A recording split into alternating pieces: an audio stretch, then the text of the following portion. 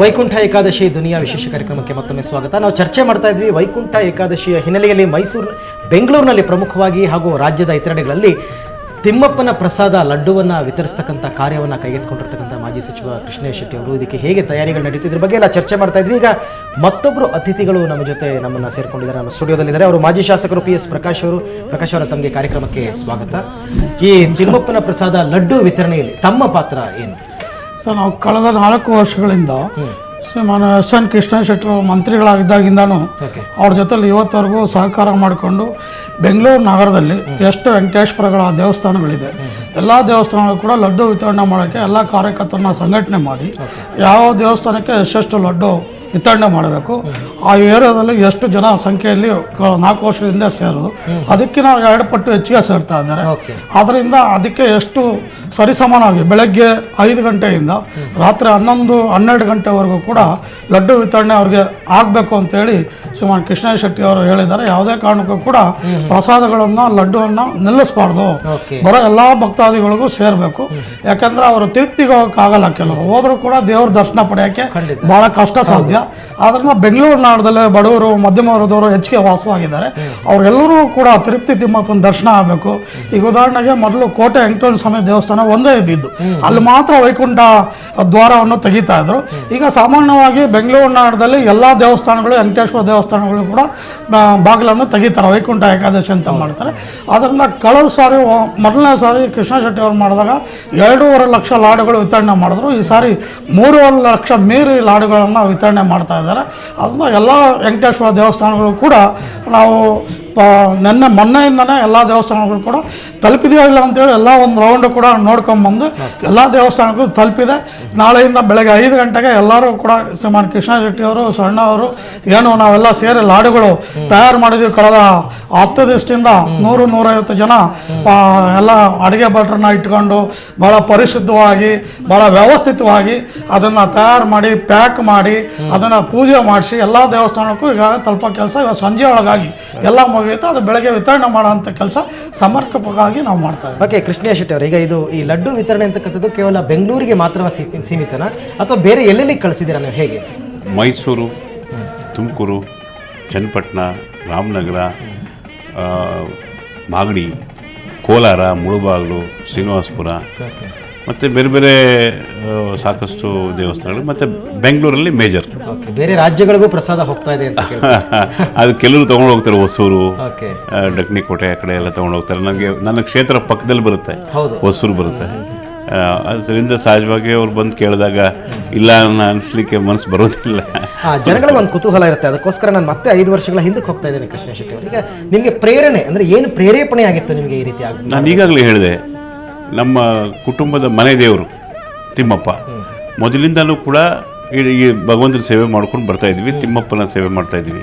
ಅದರಿಂದಲೇ ನನಗೆ ಎಲ್ಲ ರೀತಿಯಲ್ಲಿ ಒಳ್ಳೇದಾಗಿರೋದು. ತಿಮ್ಮಪ್ಪನೇ ಈ ಮಟ್ಟಕ್ಕೆ ನಾನು ಬೆಳೆಸಿರುವಂಥದ್ದೇ ತಿಮ್ಮಪ್ಪನೇ, ನನಗೆಲ್ಲವೂ ಕೂಡ ಕೊಟ್ಟಿರುವಂಥದ್ದೇ ತಿಮ್ಮಪ್ಪ. ಅಧಿಕಾರದಿಂದ ಹಿಡಿದು ಐಶ್ವರ್ಯ ಎಲ್ಲವೂ ಕೂಡ, ನೆಮ್ಮದಿ ಎಲ್ಲವೂ ಕೊಟ್ಟಿರೋದು ಭಗವಂತನೇ. ಮತ್ತು ಆದ ಸೇವೆ ಮಾಡ್ತಿದ್ದಾಗ ಸಹಜವಾಗಿ ನಮ್ಮ ಕುಟುಂಬದಲ್ಲಿ ಎಲ್ಲರಿಗಿಂತ ಹೆಚ್ಚಾಗಿ ನನಗೆ ಅದೃಷ್ಟ ಇರೋವಂಥದ್ದು. ಅದರಿಂದ ನನಗೆ ಶಕ್ತಿನೂ ಹೆಚ್ಚಾಗಿ ಕೊಟ್ಟಿದ್ದಾನೆ. ನಮ್ಮ ತಂದೆ ತಾತ ಏನು ಸಣ್ಣ ಪ್ರಮಾಣದಲ್ಲಿ ಮಾಡ್ತಿದ್ರು, ಅದಕ್ಕೆ ತಕ್ಕ ಹಾಗೆ ನಾನು ಕೂಡ ದೊಡ್ಡ ಪ್ರಮಾಣದಲ್ಲಿ ವಿಸ್ತರಣೆ ಮಾಡಬೇಕು. ಈಗ ಈ ಬಾರಿ ಮಾಡಿರ್ತಕ್ಕಂಥ ಅದ್ರ ಜೊತೆಗೆ ಮಂತ್ರಿನೂ ಆದೆ. ಅದು ನೀವು ಬಯಸದಂತಹ ಅಲ್ಲ, ಬಯಸಿದಂತಲ್ಲ, ನಾನು ಬಯಸಿದ್ದೇ ಅದು. ನಾನು ಬೇರೆ ಯಾವುದು ಈಗಲೂ ಮುಖ್ಯಮಂತ್ರಿ ಬೇಕಾ ಮುಜರಾಯಿ ಖಾತೆ ಬೇಕಾ ಅಂತ ಕೇಳಿದ್ರೆ ನಾನು ಬಯಸೋದೇ ಮುಜರಾಯಿ ಖಾತೆ ಸಾಕು. ಒಂದು ಸ್ಟೇಟ್ ಮಿನಿಸ್ಟರ್ ಕೊಟ್ಟು ಮುಜರಾಯಿ ಖಾತೆ ಕೊಟ್ಟು ಪವರ್ಸ್ ಕೊಟ್ಬಿಟ್ರೆ ಸಾಕು. ದೇವಸ್ಥಾನಗಳ ಅಭಿವೃದ್ಧಿ ಕೇವಲ 13 ತಿಂಗಳು ನನಗೆ ಅಧಿಕಾರ ಕೊಟ್ಟಿದ್ದು. ಅದರಲ್ಲಿ 5 ತಿಂಗಳು ಚುನಾವಣೆಗಳಾಗುತ್ತೆ, ಪಾರ್ಲಿಮೆಂಟ್ ಚುನಾವಣೆ, ಬೈ ಎಲೆಕ್ಷನು, ಅದು ಆಪರೇಷನ್ ಕಮಲ, ಅದು 6 ತಿಂಗಳಾಯಿತು. ಮತ್ತು 2 ತಿಂಗಳು ಮಂತ್ರಿಗಿರಿ ಏನು ಅಂತ ಅರ್ಥ ಮಾಡ್ಕೊಳ್ಳೋಕ್ಕೆ 2 ತಿಂಗಳು ಬೇಕಾಯಿತು.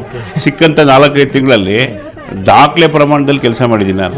13,000 ದೇವಸ್ಥಾನಗಳನ್ನ ಜೀರ್ಣೋದ್ಧಾರ ಮಾಡಬೇಕು ಅಂತ ದೊಡ್ಡ ಹೆಜ್ಜೆ ಇಟ್ಟು ಕೇವಲ 1 ತಿಂಗಳು 10 ದಿವಸದಲ್ಲಿ 50 ಟೀಮ್ ಇಂಜಿನಿಯರ್ಸ್ನ ಎಲ್ಲ ಟೀಮ್ ರೆಡಿ ಮಾಡಿ, ವಿಡಿಯೋ, ಸ್ಟಿಲ್ ಫೋಟೋಗ್ರಾಫರ್ಸು, ಇಂಜಿನಿಯರ್ಸು ಅವ್ರಿಗೆ ಜೊತೆ ಮಾಡಿ 50 ಟೀಮ್ ಇಡೀ ರಾಜ್ಯಕ್ಕೆ ಕಳಿಸಿ 1 ತಿಂಗಳಲ್ಲಿ 13,000 ದೇವಸ್ಥಾನಗಳು ಎಸ್ಟಿಮೇಟ್ ಮಾಡಿದೆ. ಅಂದರೆ ಜೀರ್ಣೋದ್ಧಾರ ಮಾಡೋಂಥದ್ದು, ಪೇಂಟ್ ಮಾಡೋಂಥದ್ದು ಮಾಡಿ ಒಂದು ವೆಬ್ಸೈಟು ತಯಾರು ಮಾಡಿದೆ 1 ತಿಂಗಳು 10 ದಿವಸದಲ್ಲಿ. ಮತ್ತು ಅಮೇರಿಕಾಗೆ ತೊಗೊಂಡೋಗಿದೆ.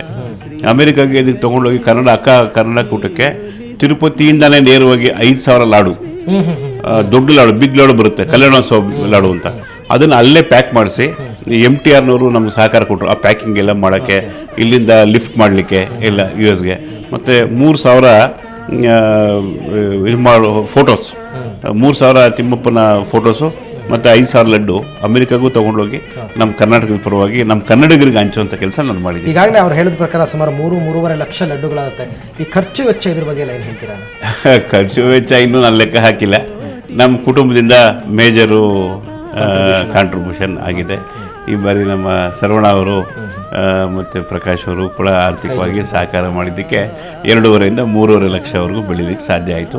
ಮತ್ತು ನಾನು ಸಾಕಷ್ಟು ಬಾರಿ ಹೇಳ್ತೀನಿ, ಯಾರು ಬೇಕಾದ್ರೂ ಸೇವೆಗೆ ಜೊತೆ ಸೇರ್ಕೊಂಡ್ರೆ ಭಾಳ ಒಳ್ಳೇದು ಅಂತ. ನನಗೆ ಅಭಿನಂದಿಸ್ತೀನಿ ಸರ್ವಣ ಅವ್ರನ್ನ. ಅವ್ರು ನಾನು ಕೇಳ್ದೇನೆ ನಾನು ನಿಮ್ಮ ಜೊತೆ ಬರಬೇಕು ಅಂತ ಕುತೂಹಲಕ್ಕೆ ಕೇಳ್ತಕ್ಕಂಥದ್ದು ಸುಮಾರು ಏನು ಬೀಳ್ಬೋದು ಖರ್ಚು ವೆಚ್ಚ ಅಂತ? ಸರ್ ನಾನು ಯಾವತ್ತೂ ಲೆಕ್ಕ ಹಾಕಲ್ಲ ಸರ್. ನಾನು ಆಮೇಲೆ ನಮ್ಮ ಅಣ್ಣ ಒಬ್ಬ ಅದೊಂದು ಇದೊಂದು ತಂದು ಕೊಡ್ತಾರೆ, ಅದರಿಂದ ಕರೆಕ್ಟ್ ಆಗಿ ಲೆಕ್ಕ ನೋಡ್ಲಿಕ್ಕೆ ಬರಲ್ಲ. ಸೊ ಅದು ಭಗವಂತನ ಸೇವೆ ಅಲ್ವಾ, ಅದನ್ನ ಲೆಕ್ಕ ನೋಡೋದು ಕೂಡ ತಪ್ಪು ಅನ್ಸುತ್ತೆ. ಈಗ ಕೆಲವರು ಸರ್ವಣ ಅವರೇ ತಿರುಪತಿಗೆ ಹೋಗಿ ತಿಮ್ಮಪ್ಪನ ದರ್ಶನವನ್ನೇ ಪಡಿಬೇಕು ನಾಳೆ ಅಂತಕ್ಕಂಥ ಒಂದು ಇದನ್ನ ಇಟ್ಕೊಂಡಿರ್ತಕ್ಕಂಥವ್ರು ಹೋಗ್ತಾರೆ. ಆಗಲೇ ಹೇಳಿದಂತೆ ಅದು ಕಷ್ಟ ಸಾಧ್ಯ ಕೂಡ. ಈಗ ಕನ್ನಡಿಗರಿಗೆ ಏನಾದರೂ ನಾಳೆ ನಿಮ್ಮ ವತಿಯಿಂದ ಏನಾದರೂ ವಿಶೇಷ ಸವಲತ್ತುಗಳು ತಿರುಪತಿಯಲ್ಲಿ ಏನಾದರೂ ಇದೆಯಾ ಅಂತ? ಅಲ್ಲಿ ದರ್ಶನಕ್ಕೋಸ್ಕರ ನಾವು ನಮ್ಮ ಸ್ನೇಹಿತರು, ನಮ್ಮ ಆಪ್ತರು ಯಾರಿರ್ತಾರೆ ಅವ್ರಿಗೆ ಯಾರೋ ಪ್ರತಿ ವರ್ಷ ಯಾರು ಬರ್ತಾರೆ ಅವ್ರನ್ನ ಒಂದು ಕರ್ಕೊಂಡು ಹೋಗೋ ಒಂದು ವ್ಯವಸ್ಥೆಯನ್ನ ನಾವು ಮಾಡ್ತೀವಿ. ಬಟ್ ವರ್ಷಕ್ಕೆ 4 ಸತಿನಾದ್ರೂ ನಾವು ತಿರುಪತಿ ತಿಮ್ಮಪ್ಪನ ದರ್ಶನ ಪಡಿತೀವಿ. ನಾವು ಕೂಡ ಶ್ರೀನಿವಾಸನ ಭಕ್ತರು ಇರೋದ್ರಿಂದ ಅದನ್ನ ಮಾಡ್ತೀವಿ.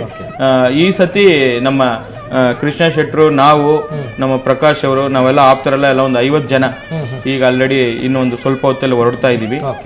ನಾಳೆ ಬೆಳಿಗ್ಗೆ ನಮ್ಗೆ 3 ಗಂಟೆಗೆ ದರ್ಶನದ ಸಮಯ ಕೂಡ ನಿಗದಿಪಡಿಸಿದ್ದಾರೆ. ಬೆಳಿಗ್ಗೆ ತಿರುಪತಿ ತಿಮ್ಮಪ್ಪನ ದರ್ಶನ ಪಡೆದು ಮತ್ತೆ ಇಲ್ಲಿ ಬೆಂಗಳೂರು ಬಂದ ನಂತರ ಮತ್ತೆ ಇಲ್ಲಿರುವ ದೇವಸ್ಥಾನಗಳಿಗೆಲ್ಲ ನಾವು ಹೋಗ್ಬೇಕಾದ್ರೆ ಒಂದು ವ್ಯವಸ್ಥೆಯನ್ನು ಇಟ್ಕೊಂಡಿದೀವಿ. ಇದು ಅಲ್ಲಿ ಕರ್ನಾಟಕ ಭವನ ಅಂತಿದೆ. ನಮ್ಮ ಕೃಷ್ಣ ಶೆಟ್ರು ಈಗ 1 ತಿಂಗಳಾಯ್ತು ಅದನ್ನ ಮಧ್ಯಾಹ್ನ ಮತ್ತೆ ರಾತ್ರಿ 2 ಹೊತ್ತು ಕೂಡ ಉಚಿತ ಊಟವನ್ನ ಪ್ರಾರಂಭ ಮಾಡಿದ್ದಾರೆ. ಸೊ ಇಲ್ಲಿಂದ ಹೋಗೋ ಭಕ್ತಾದಿಗಳಿಗೆ ಅಲ್ಲಿ ಒಂದು ಊಟದ ವ್ಯವಸ್ಥೆ ಸ್ವಚ್ಛತವಾಗಿ ಆಗ್ಬೇಕು ಅವ್ರಿಗೆ. ಯಾಕಂದ್ರೆ ಫುಡ್ ಹೆಲ್ತಿ ಬೇಕು. ಅವ್ರು ಎಲ್ಲಂದ್ರೆ ಅಲ್ಲಿ ಊಟ ಮಾಡಿ ಅವ್ರಿಗೆ ಯಾವುದೇ ತರ ಅನಾರೋಗ್ಯ ಆಗಬಾರ್ದು ಅಂತ ಒಂದು ದೃಷ್ಟಿಯಿಂದ ಅವರು ಉಚಿತ ಊಟವನ್ನು ಕೂಡ ತಯಾರಿ ಮಾಡಿದ್ದಾರೆ. ಈಗ ದಿನನಿತ್ಯ ಅಲ್ಲಿ ನಡೀತಾ ಇದೆ. ಈಗ ಅದು ಸತತವಾಗಿ ನಮ್ಮ ರಾಜ್ಯ ಸರ್ಕಾರ ಕೂಡ ಅದಕ್ಕೆ ಅನುಮತಿಯನ್ನು ನೀಡಿದೆ. ಅದು ನಮ್ಮ